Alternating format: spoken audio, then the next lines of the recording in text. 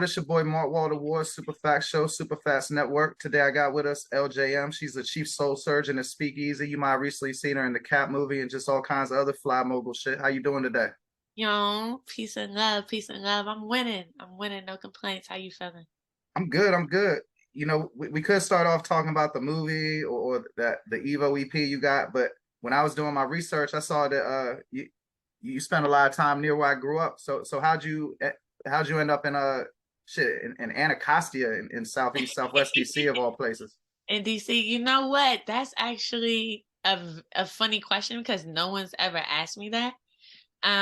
But to be honest, the way I ended up in DC, like all seriousness, is because I was actually a victim of domestic violence. I got into an argument with my boyfriend. Stuff went down. I had to call the closest family member to me because I was living in Petersburg, Virginia at the time. And Uh, called the closest person to me, which was my aunt who lived in Silver Spring, Maryland. And this was in 2013, December 24th in 2013. So I left there, and Christmas Day I arrived in DC. And I have been there ever since. But luckily there, I say I was bred in DC because I was in DC for like 7 years. So, it's like I found my adulthood there. So I went to DC after that, got a job, started my master's program at Georgetown, finished and graduated with that. Then I hopped on the radio. Then I became Miss Black America DC. And I started Speakeasy in DC. So did you? everything took off from there. See, I just missed you. I moved because it said you was at Busboys and Poets a lot. I used to stay up there, but I Yeah. moved to Houston in 2013. Oh, okay. Okay. Okay. Yeah, you did. Shout out to Andy Shala. Yeah, Bus Boys and Poets is one of my favorite places. They had my picture in there for quite some time, and we were actually able, when we did our literacy campaign, Book of Palooza, which is right there. I started that back. I think that was 2017, because there were no bookstores in the south side of DC. So we started that to bring awareness, and then we partnered with Bus Boys and Poets in Anacostia, and we got the Shanice Milton Community Bookstore put in there, so people can go in there to get free books, things along those lines. Oh, that's super. What's up? Is how does the community seem to be receptive? Are they reading the books?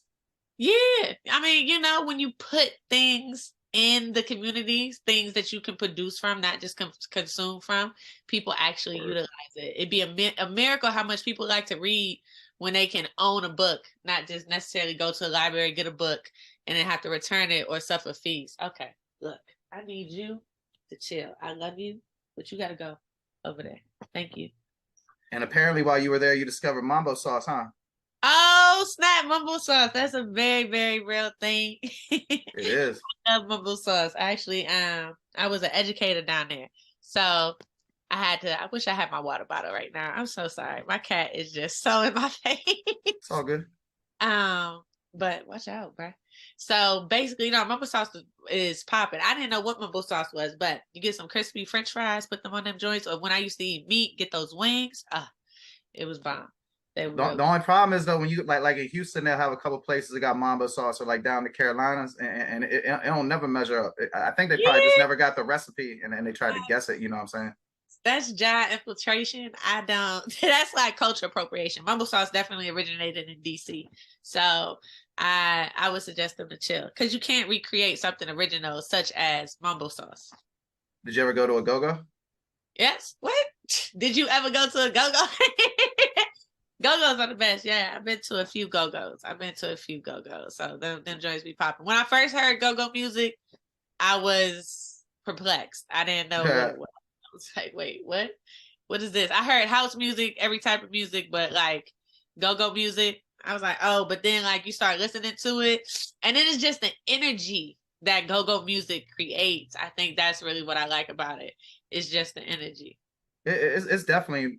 I'm not gonna say better, but let's say more visceral when you see it live than just hearing it on the radio or in the car. It is. It is. You have to hear it live because that's how you hear the beat. That's how you hear the sounds. Because most time go-go bands are big. They're bands, right? Right. But just to hear all those components come into like musical harmony, that's fire. It's Yeah, I fire. mean, I remember I used to see like see I don't know if it's Junk or Essence, but I used to see one of them before they even had shows like beating on the buckets outside the metro. Oh, for real? And then Okay. then to see him get like I'm sure it wasn't Junkyard because they was on Def Jam. It might have been Backyard. I don't know, but like It is out the backyard. Anacostia Metro, there was always you know, people playing on the bucket. Like when I left, you ain't really see that no more because I guess they figured out how to how to move inside. So How they talking about the books, and then you know doing you know reading about the things you've been into. You're big on trying to fight like food and literacy desert time. I don't want to necessarily say like me being big on it. The point is like these are just inadequacies that I see in my own community, and I don't really see anybody coming to fix them. So Word. you feel me? My grandparents always taught me like don't just stand there, do something. That's also We Act Radio's motto. But you know, it's like be the change that you want to see. Not to necessarily quote Gandhi, but if you're not going to do it, why are you waiting for somebody else to do it? I don't It's have a okay to quote Gandhi. I got that quote hanging up in my bedroom. Gandhi is cool. Gandhi is cool. We can have another conversation about the real Gandhi, but you know, he's straight. Yeah, I ain't got front. I ain't that hip. I remember like the little like myth building movie, and I know the peace thing, but I know a lot of times when you look into things like I just watched Gorillas in the Mist, and I had no idea that Slim was like racist as fuck, like chastising motherfuckers. I thought she was just like some nice person, you know. But like Yeah, when you do the history, you find out a lot more than just what they show you. yeah. It makes you question like everything though, really, because how much of things do we learn that we only get like 5 or 10% of it? No, that's real. You just have to think about the time that Gandhi existed in South Africa around that time. You feel me? And like what the culture was around race. So to think that someone couldn't be subjected to that, you know, that's kind of like a myth. How's the food desert situation where you're at? Um, You're in Cleveland, right? Yeah, we're in Cleveland. It's definitely a food desert here sometimes, but I think they're trying to get better with like access to real produce and real nutrients, so to speak. But Whole Foods is all the way up in Cedar. I don't think you'll ever see a Whole Foods where I live at over here in Ward 6 off of 79th and Quincy in that area. You just have a bunch of Family Dollars. You got Mm. Simon's, which I just learned about recently, and you got all these and Save-A-Lots, things like that. But I don't really rock with Save-A-Lot that If it's much. like the DC area, that Save a Lot be terrible. You smell the fish stinking in there when you like the fish not good already. It's before you even buy it. The vegetables are a joke. I The mean, I guess vegetables, it's better than Dollar General though. Like if you only have one option or I two guess. options. I guess, but again, like, why not ask the question? How come some of the longest standing institutions in this area are McDonald's, churches, and gangs? Again, Because Jeff Bezos busy building rockets. He ain't trying to put no Whole Foods in the poor community. that's the crazy part. But even with Jeff Bezos, it's just I really feel like if we pulled our resources together, like on New Year's, right? And I may be getting off topic, but on New Year's, they stayed shooting for like 15 minutes. Right. 15 minutes. We heard constant bullets. Not only was that a waste of bullets, but if we can be that united and going out at 12 o'clock to shoot guns for like 30 minutes, why can't we pull our resources together and buy up all of these lots of lands and put containers on it and like just create inside gardens, you feel me? And like use hydroponics and things along those lines. I don't know if I said that word right, but basically, or waterponics. Maybe that's what it is. Hydroponics. Hydroponics, thank you. There we go. Why can't we use hydroponics? Why can't we create those type of things and really just Because they teach self-hate. And if you hate yourself, you ain't gonna trust your brother. You ain't gonna trust your sister. well, that's the Because you other don't trust yourself, you know? do they teach self-hate or do they not give time for self-love? I mean, I guess I think like the overall the way it works out is that they teach self hate, but you know all educators aren't misintentioned, and you know a lot of them are victims of the curriculum. So I believe maybe individual educators might intend to teach self love and not do it effectively enough, or you know have enough resources to do it. I mean, they're too busy worrying about a lot of things in school is just they're worried about getting the kids okay to pass standardized tests, I and, mean, yes, that's like all they do. no, Like I they'll stop teaching the whole curriculum for like a month and just go into like doing this test and then try to pick it back where you left off. And can you imagine when you was like in high school learning algebra or whatever, if you just stopped and then had to come back to it in like a month? Oh yeah, nah, I totally understand that. But you know, most of the curriculums are truncated anyway. Schools are really nothing but the assimilation tool for the industrial complex. It's legit made for you to like learn how to work a job and get assimilated to having that type of schedule. And that's what I meant about having time for self-love, right? Baba Dick Gregory, he broke it down. You get 24 hours in a day, but really think about how they tell you. They tell you you need to get at least 8 hours of sleep, right? Right. 8 minus 24 is what? That's like a solid 16. 16. And then you have to work 8 hours a day. So then you're only left with 8 hours. But within that 8 hours that you're left, you have to get up, get dressed. You feel me? Like take a Mhm. shower, feed yourself, say hello to your family members. If you have time, get in a car and drive. And that's if those are just for the people who actually work 8 hours. I know some folks who work 12 hours most days, you know, from like 5 a.m. to 5 p.m. So then what is their schedule looking like? So again, it's just like, do you really have time for self-love? And if you don't have time to generate self-love and to like love on yourself, how can someone expect to push love into the world? So when you start to see that, that's why I feel like we don't have enough love in the world right now. It's lacking. Yeah, I agree. And then you know, to your point, when you're hurt for time, then you end up going to McDonald's more than cooking them vegetables. Exactly. No, that's a real thing. And I experienced that. Like, if I'm in a rush and I pick up my four god kids and they're telling me, oh, I'm hungry, I'm hungry, I'm hungry. And I have a choice between going home, trying to figure something out, and going to McDonald's, then and McDonald's is right there, I would definitely go and take McDonald's. I mean, sometimes you gotta do what you gotta do. It's better than nothing. Yeah, no, that part. But again, that's just the way society is set up. To be honest, I don't remember what was your first question. You asked me this, and then we went into the Lord whole. knows. I mean, ideally, I would rather have these more like a conversation than an interview anyway. So that's all good Okay, with me. okay, that's cool. That's what I just want to make sure I'm answering your question. Oh no, no, you great.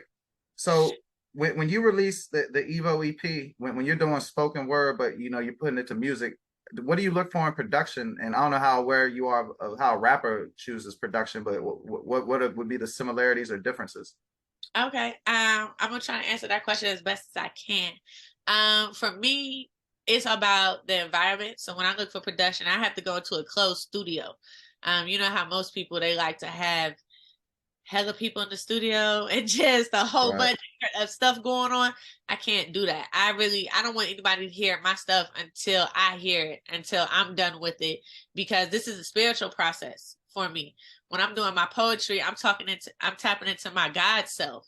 So what's speaking back and what I'm recording is my God self. So I don't really want a lot of people open or having the privilege to have access to that sacred energy. So normally it's just me and my producer that are in there.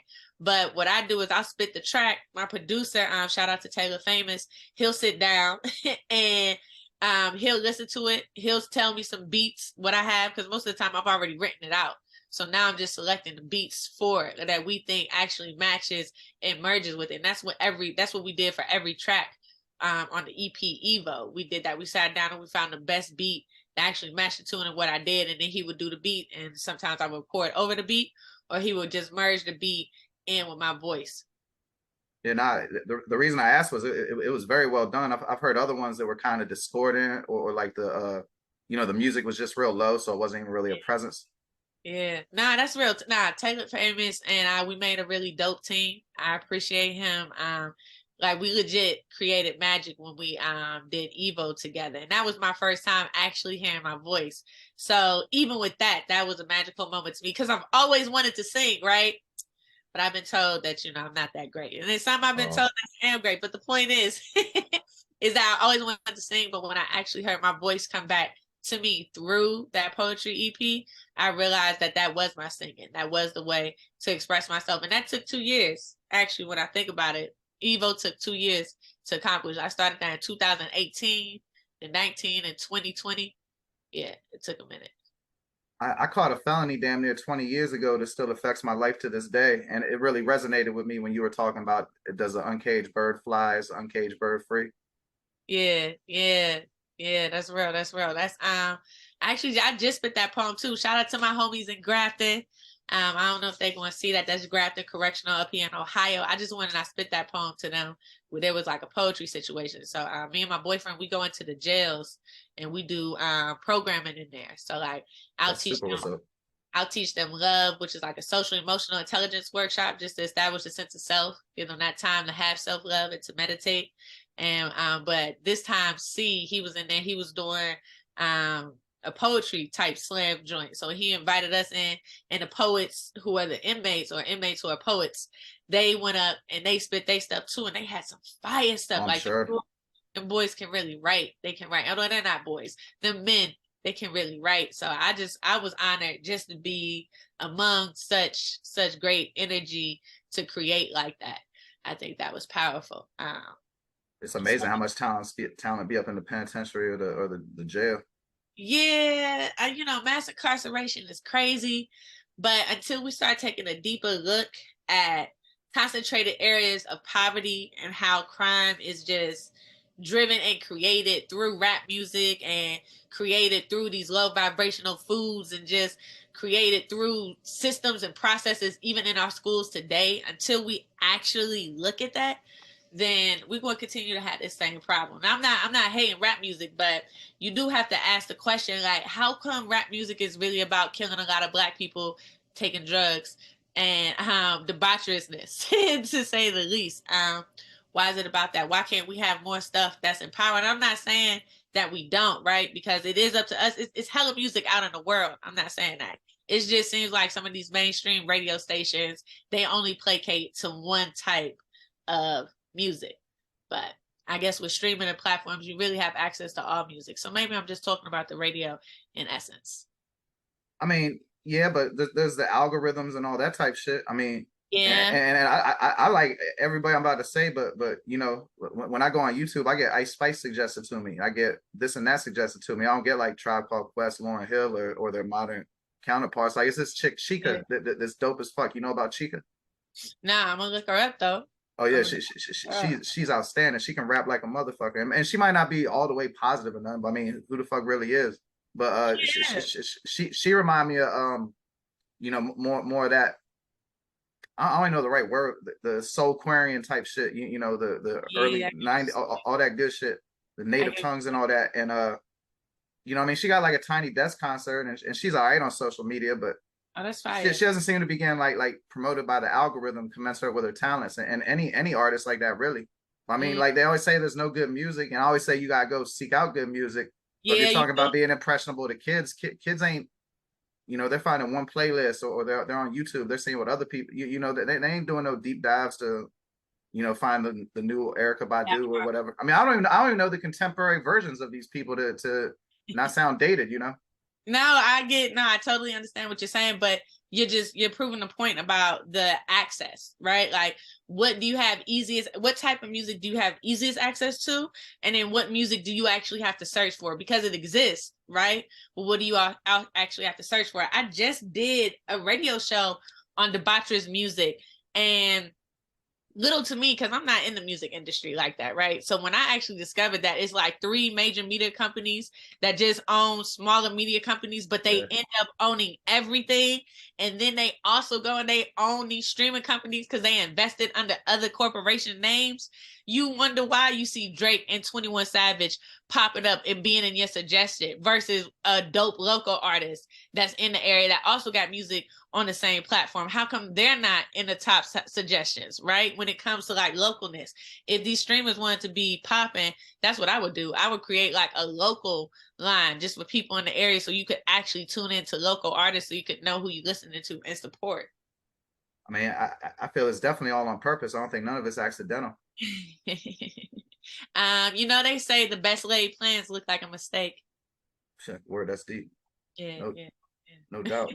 Yeah, they say that. They say that. So tell me about Speakeasy. The dreaded tell me about question. I should have phrased that better, but I ain't media trained. But yeah, Nah, you cool. You good. You good. You good. Speak easy. Speak easy. How basically Speak Easy is a cultural entity that provides conflict resolution to survivors of violence through the use of art therapy. In other words, we are trauma relief for the soul. That's what we do.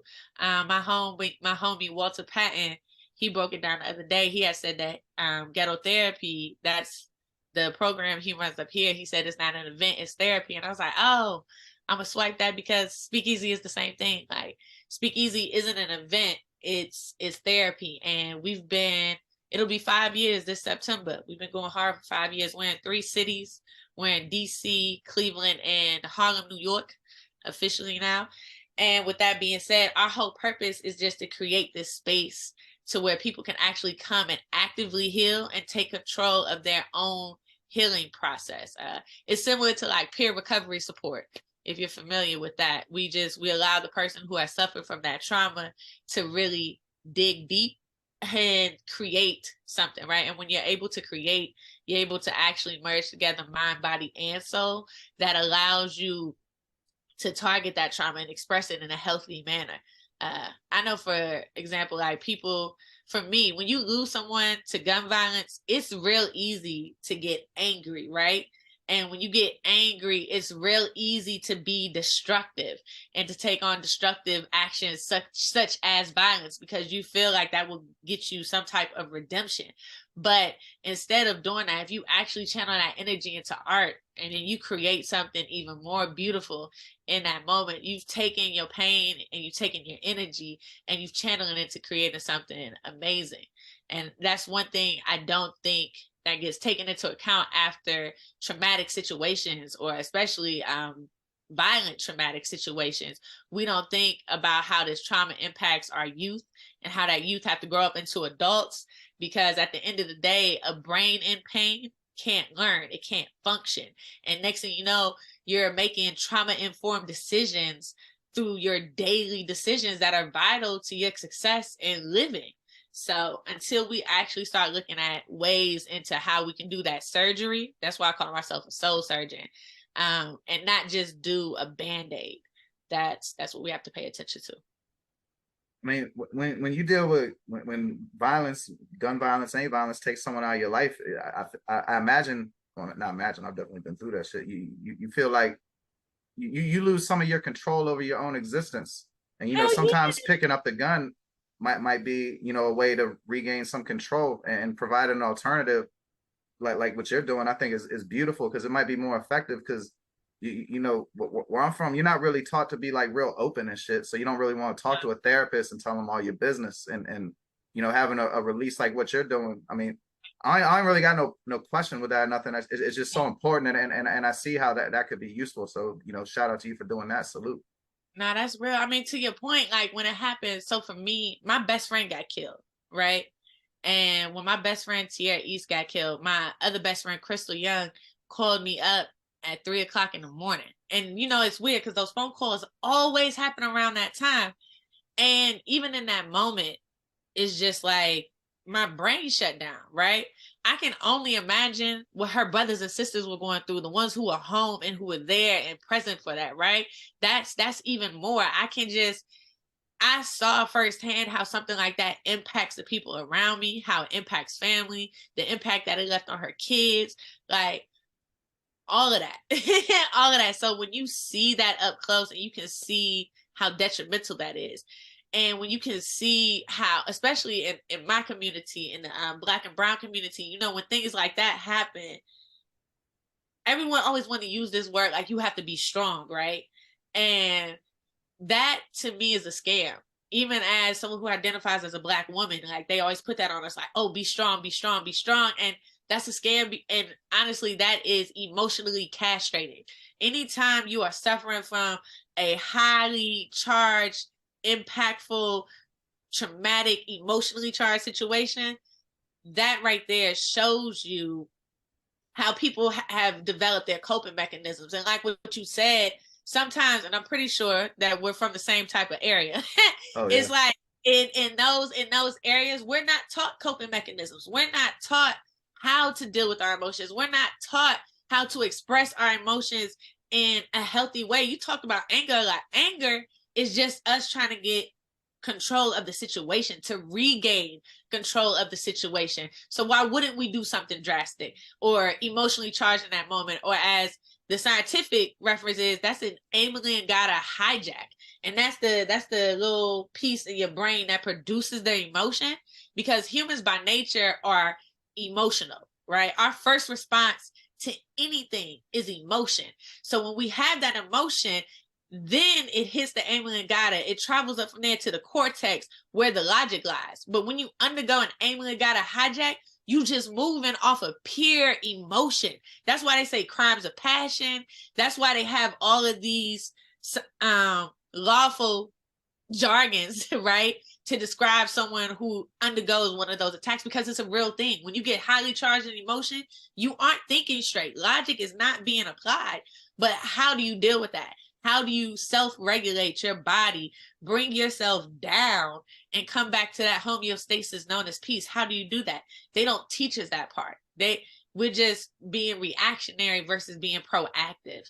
And I think that's what's important and needed in our community, is really just to teach everyone how to handle their own emotions. Because once you master that, then you won't be shaken by unexpected things. Word. Man, you ain't never lied. I'm just saying. This is good. I like chatting with you. This is nice. Okay, well, shit.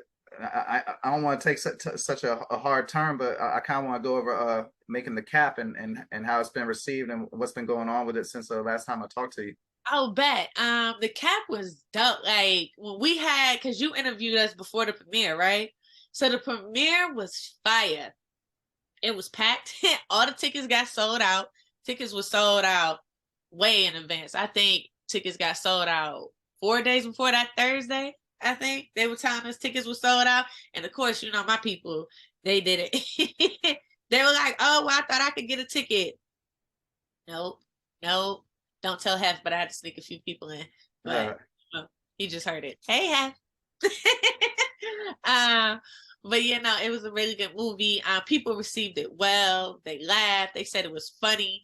And people found it very relatable. I think that was the best part. So a lot of people saw themselves in the movie, and that's why they were able to like really tune into it and take heed to it. But it was an awesome movie. At the end, we had standing ovations. People were standing. I know when I walked out, everybody's like, "Oh, we loved your character."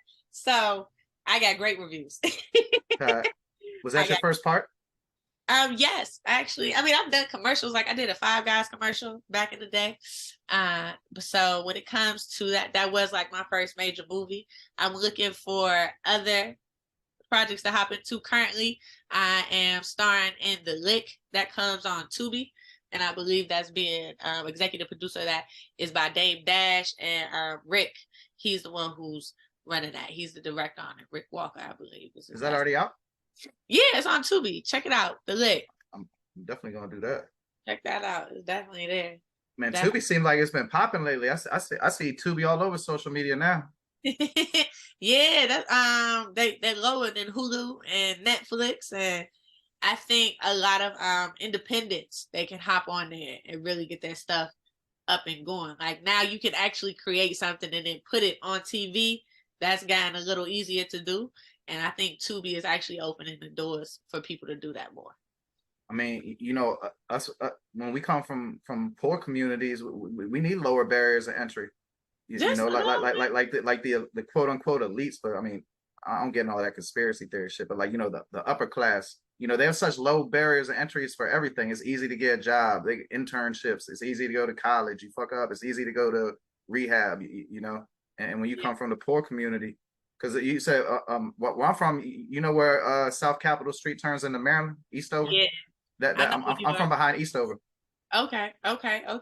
And, it's just like it's such a high barrier of entry for everything. Like, you can go to college if you go to a community college first. But, I mean, that's a little bit of a grind. Or, you go to the military. I mean, again, that's a major grind, That's something totally different. But, in life, it's about who you know. It's not about what you know. It's always been about who you know and what you have access to. And that's the thing. When you come from those type of communities, concentrated poverty communities, you don't have access. I mean, we have to fight for simple things such as access to healthy food. We have to fight for access to books. That's the part that hinders you. And I think they did like a societal experiment. It was something weird where they stood in a line and they said something. If you grew up in a house, step forward. If you grew up in a household with two parents, step forward. If, you know, and they asked all these different types of questions, and you just saw people taking steps forward. And then finally they broke it down and they showed, like, you know, when you have these things, you can get further in life versus when you don't have these things. And that can be difficult. I mean, raising a child, period, is difficult. Two parents or one. But for the ones who are doing it, single mothers and single fathers, props to them. Because I personally couldn't imagine. I get a short-term experience being a bonus mom, right? When my boyfriend has his daughter.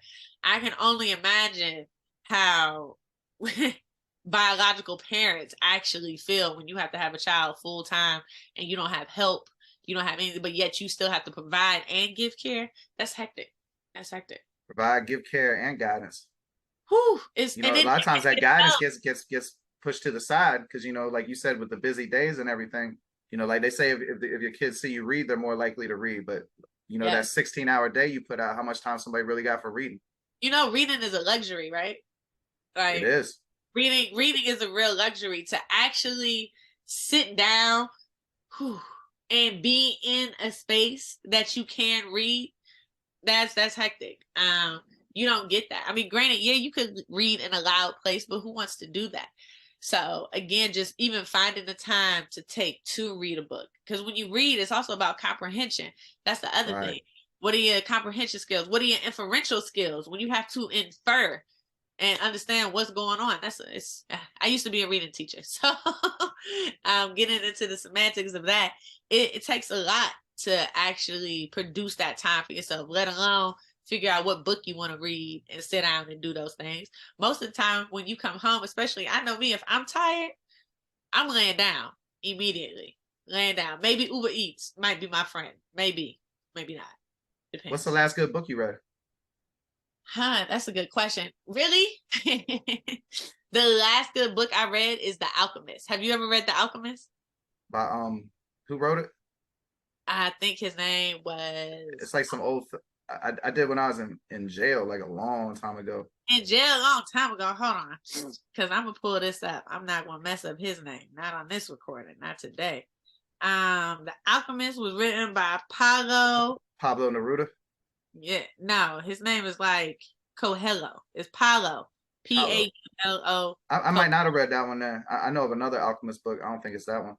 Well, The Alchemist is a story. So it's like a fable about this young man who goes on his way searching for gold. And it tells about the trials and tribulations of it. But it's so many parables in that story that you can actually take and apply to real life. I think that's what is most important. I think that's what all great works do. That's one of the reasons why I produced Eva in the first place, is for mental liberation, just to like stimulate people's mental and to really get people to think. Different avenues of thought and all that. Yeah, because that's really what we're battling and tackling right now, is a mental warfare. Like, what do you give your energy to? What do you allow to distract you? If you stop looking in your phone so much, how much of the world would you actually see? If you were really able to just sit with yourself, right? And believe in yourself and figure out your purpose and stop chasing the bag and really walk in your purpose, how much fuller would life be with that? I think most of the time we're told what to think, right? I say that one line in my poem. I talk about, like, let's talk about the word detachment, like detachment from all the things that you swear that you know that someone else told you, right? Because again, everything inside of our heads that we say that we know has been told to us. Like, somebody told us that. How much of what you think you know is actually something that you found out on your own, that you discovered? How much? And so until we start asking questions and making those executive decisions for ourselves, we're going to continue to suffer from possibly our own made peril. A lot of people are building themselves in their own gilded cage and making it seem like life is so horrible. But as the fortune cookie would say one time that I got, 90% of life is how you see it and react to it, while 10% is really what happened to you. Yeah. So until you start fixing your perception and what you're seeing, then Yeah, it's just it'll never be like a rose-colored view, basically, is what I'm saying. If someone hit you up online and said that they're trying to get into spoken word poetry and you know they enjoy what you do and the speakeasy and everything, but there's not something like that, and not even the violence aspect, just the poetry aspect or the therapy aspect, just the poetry aspect. What and you know, they don't have some in their community like that. What advice would you give them? Oh, I would tell them to be the solution, because that's really what Or speakeasy is. Speakeasy is just us creating a solution. I say all the time, speakeasy is not a capitalistic entity. Like I said, we're not an event, we're therapy. And what I mean by that is if you see something going on and you want to create that space, then just do it. When I first started Speakeasy, I didn't have a team. I went and called up some friends I knew and created the team. I didn't really know where Speakeasy was going. I thought Speakeasy might last one day, one time, right? After Tierra got killed, I went back and I still did a Speakeasy. Some people thought like, oh, I thought it was going to be canceled this month. Why?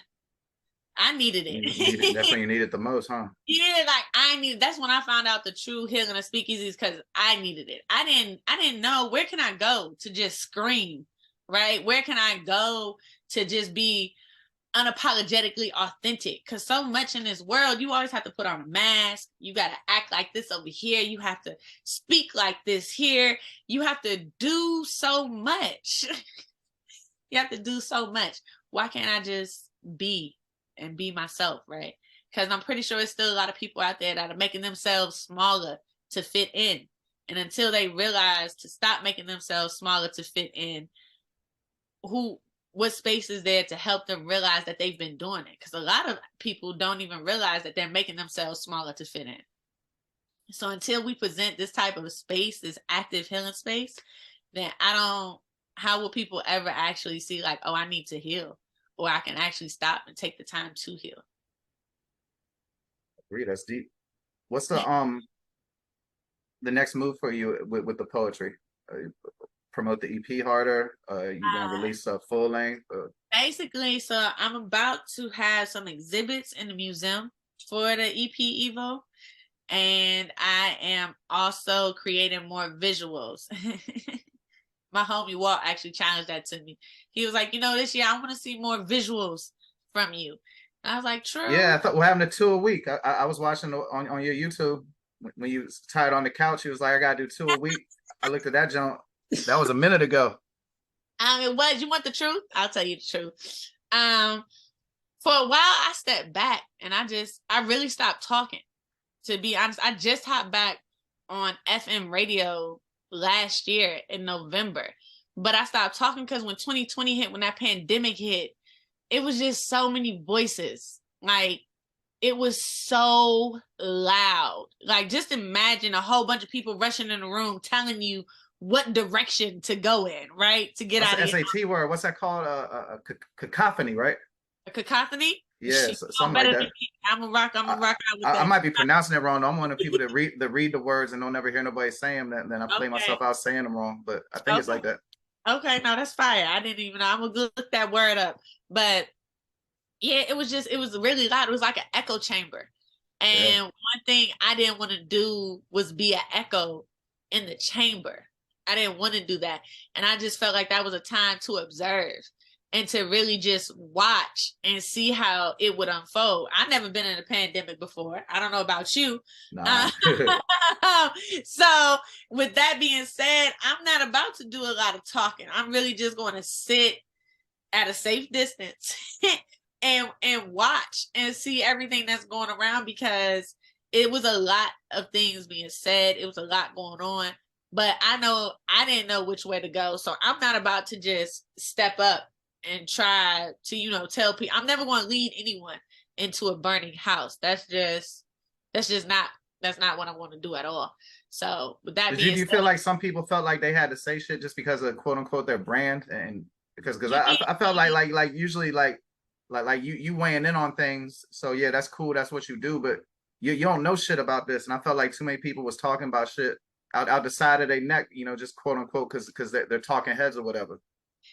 it was a lot of social media activists that had popped up, right? Mm-hmm. I was leading protests back in 2016.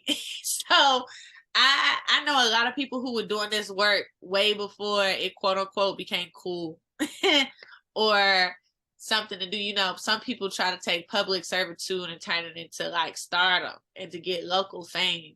I don't care about being famous. I honestly don't care if nobody knows my name or who I am. That's probably another reason why I don't do a lot of visuals. And the other thing too is when I try to do visuals, I run into a lot of gatekeepers who talk about, oh, well, you should look at Cardi B and making a style, you know, sex sells and woo woo. And it's like I'm not selling sex though, bro. Like I know I might be sexy, you feel me, but that doesn't mean that that's what I'm going to produce. That doesn't mean that's what I'm going to put out there to catch somebody's attention. I have students. I got young people looking up to me and I'm trying to give them something different. And then for other people, I want you to hear what I'm saying.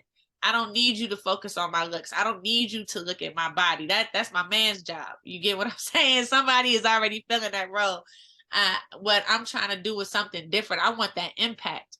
I want that true transformative change.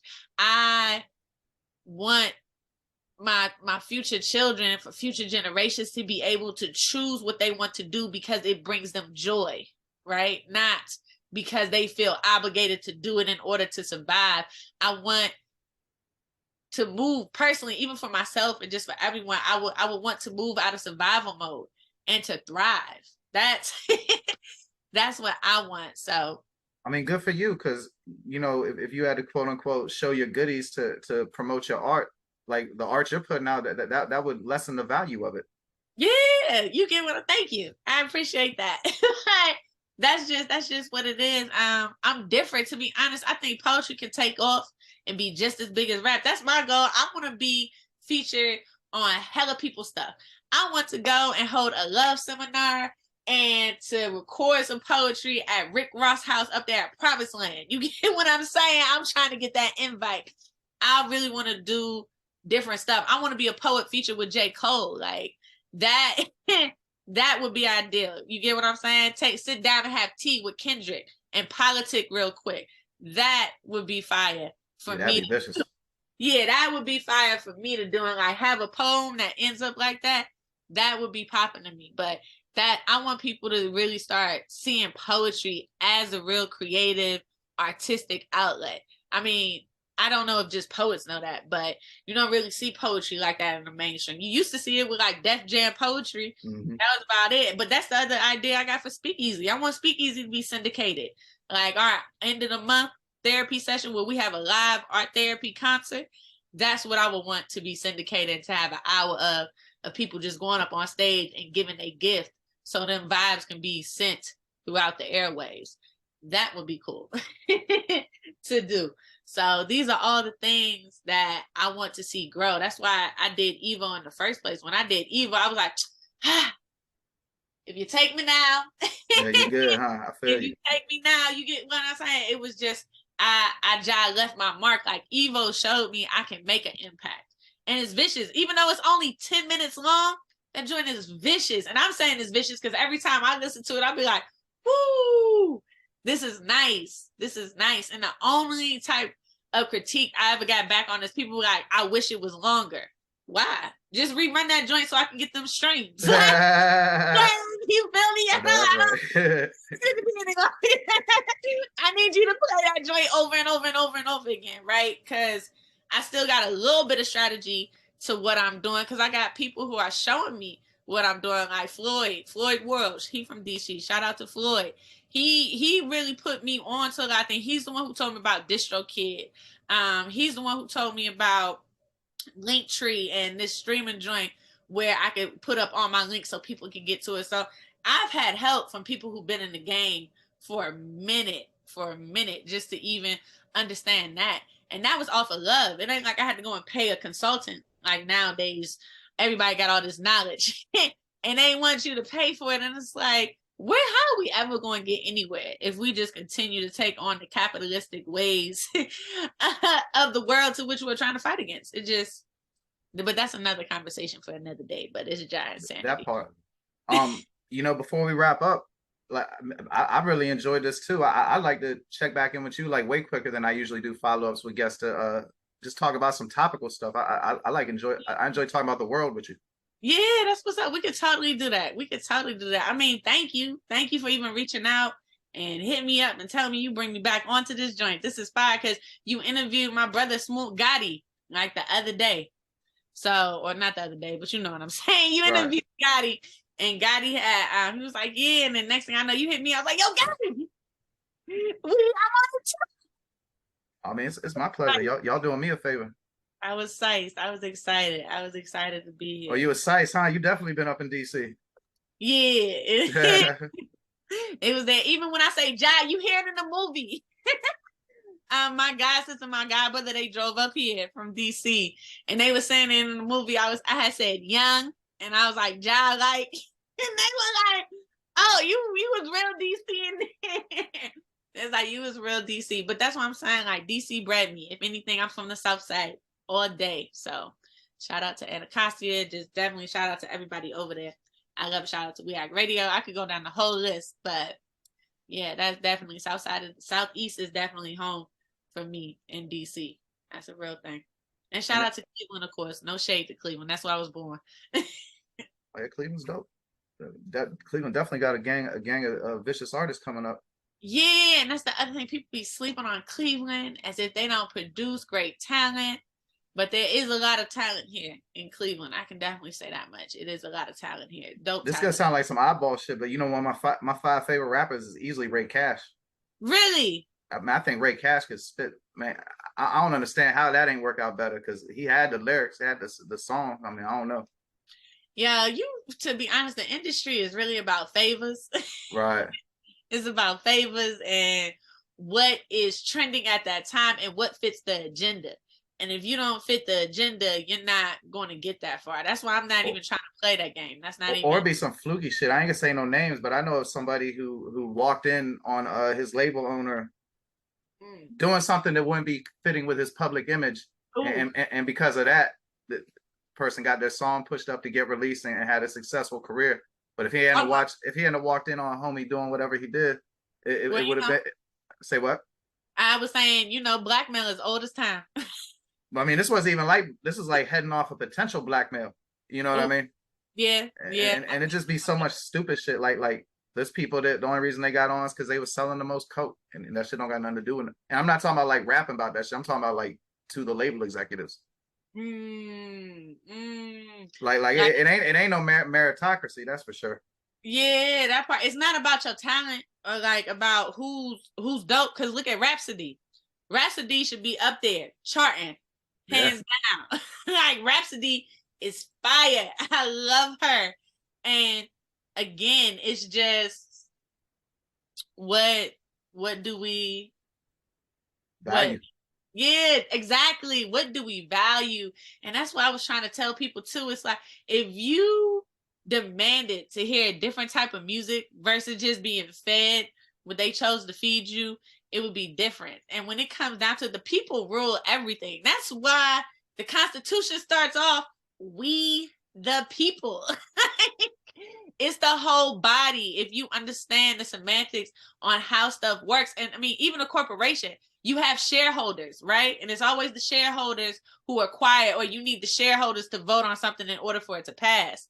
That's basically what the people are. They're the large majority of the shareholders. That's why they have you vote in the first place. So if you actually understood the power that one held, then it would be cool. But as Alice Walker said, the quickest way to take away someone's power is to make them believe that they have none. Yep. So I think a lot of people out here not believing in themselves. And then finally, what would you like to promote and give me your socials? All right. Well, you can check me out at Evo EP. That's EVO by ElJay'Em, which is ElJay'Em. I'm on all streaming channels and platforms except for Apple. We're not gonna get into it, but I'm everywhere but there, and you can check me out at ElJay'Em_ElJay'Em on all platforms. Definitely check out my Patreon. If you love me, sign up, donate some love. We got the benefits on there, so you can really check me out there. That's a real thing. And yeah, if you're in Cleveland, or really if you're in anywhere, you can tune in on Wednesdays at 3 p.m. and hear me live on WOVU. That's 95.9 FM here in Cleveland, but WOVU.org for anyone out there who just wants to hear me stream. That's Wednesdays at 3. Like I said, I got some exhibits that will be dropping along with some dope photos. So just keep a lookout on there. And I will be dropping some more video visuals too. I will. That's what's up. I'm definitely gonna hit you back up about coming back on. I'm gonna send you the Chica link and all that good stuff. And thank you so much for your time, and have a great day. Thank you. You too. Peace. Peace. Welcome to the Super Facts Show on the Super Facts Network. I just appreciate you listening. So I'm not going to ask you to follow me on Instagram at Mark Waldo Ward. I'm not going to ask you to rate and review the show. I'm not going to ask you to subscribe to it. Thank you for your time.